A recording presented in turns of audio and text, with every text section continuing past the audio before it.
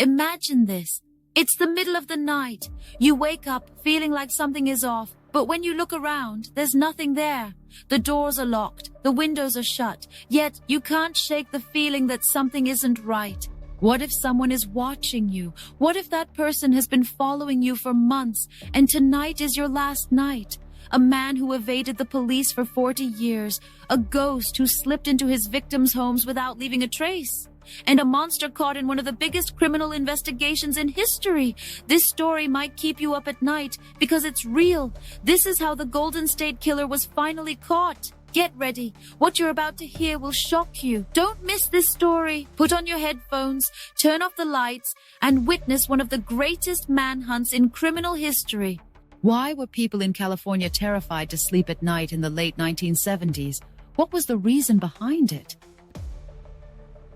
There was a man, silent, lurking in the shadows, watching his prey at night. He was the Golden State Killer. Locked doors didn't matter to him. Drawn curtains didn't stop him. He slipped into homes, watched his victims for hours, and struck when they were at their most vulnerable. At first, how was it not recognized that these crimes belonged to a serial killer? At first, everyone thought he was just a burglar. People noticed small things missing from their homes, open drawers, stolen jewelry. But then things changed, because the burglaries turned into brutality. First, he targeted women, then couples. And you know what the scariest part was? He was always there. So he wasn't choosing his victims at random? He was a hunter. For days, even weeks, he stalked his victims. When they slept, which room they would be in, whether they locked their doors. He knew because he was watching. But how did the police realize these attacks were connected? Because he had a signature. His method was always the same. He watched his victims at midnight. He entered through windows or unlocked doors. He immobilized the people inside, sometimes tying them up, sometimes using a weapon, but he was always silent. And then his first major murder was committed. In 1978, in Sacramento, the Maggiore couple. What happened that night?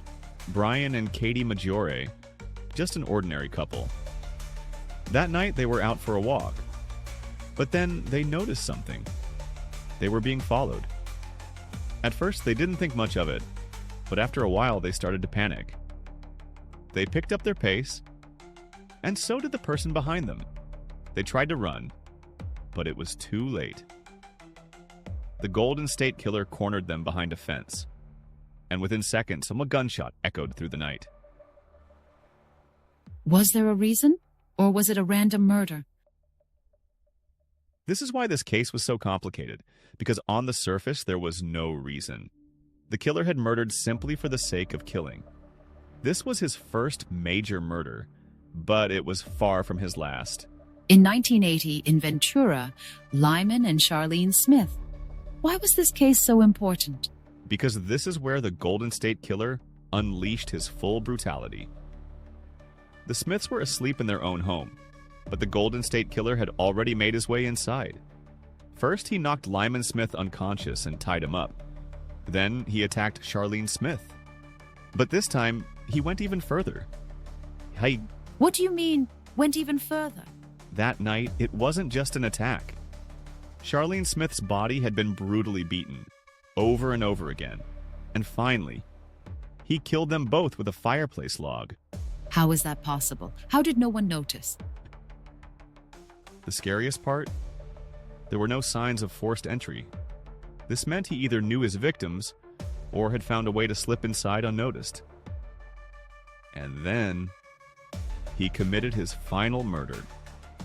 1986, Irvine. Janelle Lisa Cruz. Why was this case so critical? Because this was the Golden State Killer's last known murder. Janelle Lisa Cruz was home alone that night, and he knew it. Her family was away on vacation. That night, he broke in. He beat her first, then killed her. But this time, he made a mistake. What mistake? He left his DNA, but back then technology was limited. The police couldn't analyze it. But that DNA, 32 years later, it would be the key to his capture. So, he sealed his own fate. Exactly, but he didn't realize it. And for 40 years he lived in silence. But everything comes to an end. The detectives waited for him for 40 years, and one day, they knocked on his door. So, how was he caught? How did the detectives find his trail after 40 years? Sometimes all it takes to catch a criminal is a few clues. But what if there were none? What if all you had were terrified witnesses, untouched locks, and a ghost who left no trace? Is that exactly what the detectives were up against? This man, the Golden State Killer, was practically invisible. Yes, detectives tried every possible way to track him down, but he always managed to stay one step ahead.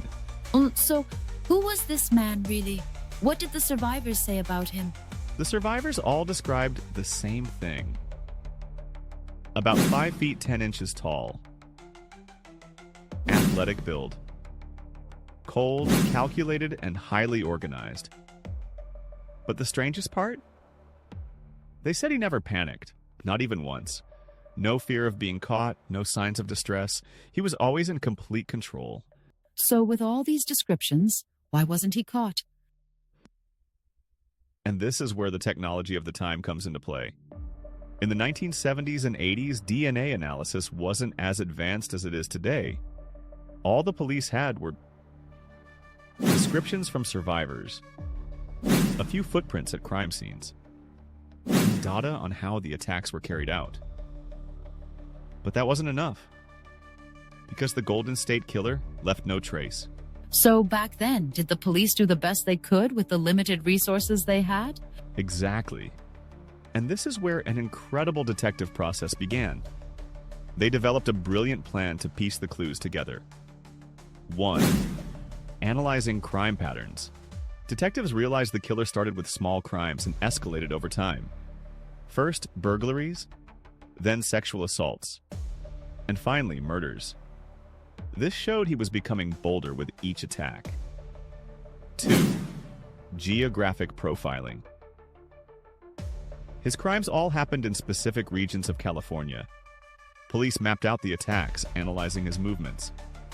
They studied how he traveled between crime scenes, which areas he targeted. And that's when they discovered something interesting. What did they find? There was a pattern in the killer's attacks. It was as if he was committing crimes while traveling from one place to another. And these areas? They were disturbingly close to military bases and police stations. Wait a minute. Could he have been a cop or a soldier? And that's exactly what the detectives started to consider. The way he tied up his victims, his movement skills, his ability to leave no trace, it all matched someone with professional training, investigating the victims. Was there a connection between them? Did the killer target specific profiles? Number. In fact, the attack seemed completely random, making him even more terrifying. Listing potential suspects. They looked into former police officers, soldiers, and anyone with security training in the area. But with no solid evidence, no one could be directly accused. So they had everything, except the one thing that could prove who the killer really was. Exactly.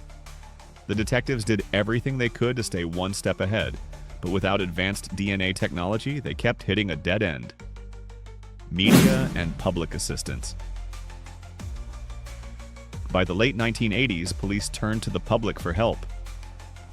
Do you know this man? Have you heard his voice? Have you seen him? But the result? Nothing. And then in 1986, everything changed. What happened? The Golden State Killer suddenly disappeared. One day he was still attacking, and the next he was never seen again. Wait a minute. This man terrorized people for years, and then, just like that, he vanished? Yes, and it drove the detectives crazy. Because do you know what the biggest problem was in this 40-year investigation? There was no suspect.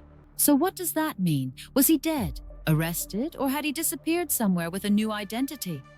And none of these questions had an answer. It was as if he had vanished into thin air. But in reality, he had simply faded into silence. And to catch him, the detectives would have to find an entirely new way. Oh, this is the part I'm most curious about. How did the detectives find this ghost? They did something incredibly unexpected. and it became one of the biggest turning points in criminal history. Sometimes criminals believe they can never be caught. But technology? Over time, it becomes smarter than them. For 40 years, the Golden State Killer escaped without leaving a trace. But in the 2000s, detectives got their hands on something. An opportunity so powerful, it would change the world of criminal investigation forever. So, what did they do? Exactly, because now DNA data could be matched with genetic family trees. And that was the missing piece detectives had been searching for. How exactly did this method work? It was actually very simple and aside, but also incredibly brilliant, using DNA data. Detectives reanalyzed the DNA left behind by the Golden State Killer. But there was one big problem. And what was that problem? Back then, DNA databases were limited. If the killer's DNA wasn't already in the system, this method was useless. But this is where the detectives did something genius. Instead of matching the DNA directly to the killer, they started using public DNA databases. Wait a minute. So even if the killer never submitted his DNA, could they find one of his relatives? Exactly. Because DNA doesn't just belong to one person. It connects family lines. Detectives uploaded the killer's DNA to public genealogy sites like GEDmatch and 23andMe. The goal? To find a relative linked to him. Family match. And then it happened. The DNA didn't match a direct relative, but it did match a distant cousin. And was that enough to uncover his identity? No. But it provided a critical clue. Now, detectives had to trace this distant relative's family tree, going back generations. At this point, the FBI stepped in. Collaboration with the FBI and forensic scientists, the FBI's cold case unit, and genetic genealogy experts got to work. Detectives partnered with forensic genealogist Barbara Ray-Venter. Her team mapped out the DNA matches, narrowing down the killer's family lineage. And then they found him. That moment? The moment they found his name? Yes. Detectives finally had a name on their suspect list. Joseph James DeAngelo. So who was this man? And this is the most shocking part. DeAngelo was a former police officer, and even more unbelievable, during the years of the attacks, he had worked in those very areas. This explained why he was never caught. He knew exactly how the police operated, but now, everything was about to change. So, what did the police do? Did they bring him in for questioning, or did they go straight for the arrest? No. They still needed solid evidence to charge him. So, the detectives came up with a brilliant plan. 5. Setting a trap-and-secret surveillance. They started watching DeAngelo's daily routine. Which supermarket he shopped at. Where he ate. How he interacted with people. But the most important goal? Getting his DNA without him realizing it. How did they do it? By going through DeAngelo's trash. 6. Evidence from the trash. Detectives followed his garbage and collected a discarded coffee cup and a cigarette butt. They sent them to the forensic lab, and when the results came back, it was unbelievable. A perfect match? 100%. Yes, the man known as the Golden State Killer was officially identified. So after 40 years of escaping without a trace, in the end he was caught because of a discarded coffee cup. Exactly. For 40 years he managed to stay ahead, but in the end, science caught him. And now it was time for the operation. The police were ready to knock on his door. April 2018. In a quiet neighborhood in Sacramento, as the sun began to rise, detectives held their breath. They were about to make history. But how do you capture a ghost? How do you bring down a man who left no trace for 40 years? How do you plan one of the biggest operations in criminal history? And in that moment, what happened next? Yes. The target was clear. Joseph James DeAngelo. In a joint operation, the California State Police, the FBI, and the Sacramento Sheriff's Department were ready to move in. This was it. The moment they had been waiting for. So, how do you prepare for an operation like this? What precautions did the police take? First, DeAngelo was watched for weeks. 1. The operations preparation phase. Detectives meticulously analyzed his daily routines. What time did he leave the house? Where did he shop? Who did he talk to? And most importantly, when did he take out the trash? Wait a minute. So the operation wasn't just about raiding his house, it was a fully planned surveillance process? Absolutely. Detectives couldn't just storm in randomly. Even the smallest mistake could ruin everything. So they set up hidden cameras. They monitored his phone records, and undercover officers were placed throughout the neighborhood. They were placed in the neighborhood? Yays! Detectives spread out through the neighborhood in plain clothes to block any possible escape routes. 2. Surrounding the house. Officers disguised themselves as gardeners, mail carriers, and neighbors. Every possible escape route was shut down. And if he resisted, he would be taken down immediately. How did they knock on the door? What was happening inside the house at that exact moment? How did DeAngelo react when he saw the police? Did he try to run? Did he fight back? 8:45 a.m. One of the detectives knocked on the door, calm, controlled, and deliberate. Footsteps echoed from inside. The door creaked open, and they came face to face with Joseph James DeAngelo. For a few seconds, absolute silence. DeAngelo looked pale. His eyes were empty, hollow. His hands clenched into fists, but there was a slight tremble. And then one of the detectives spoke, firm and authoritative. "Mr. DeAngelo, please come with us." He didn't resist. He took a deep breath, lowered his head, and in a rough, defeated voice, he muttered, "You got me." Whoa. So after all those years of hiding, in that moment, did he finally realize it was over? Was getting caught the only thing he had ever truly feared? But still, how did he manage to stay hidden for so long? How did he live all those years without leaving a trace? Yes, because he knew there was no escape anymore. 3. The psychology of that moment. DeAngelo never panicked, but one detective noticed his hands were slightly sweaty. His eyes were empty, emotionless. But his body? It couldn't hide the truth. 4. The arrest. Detectives placed him in the car, but he never looked around. Neighbors had gathered outside. People whispered, "I can't believe it. He was living in our neighborhood?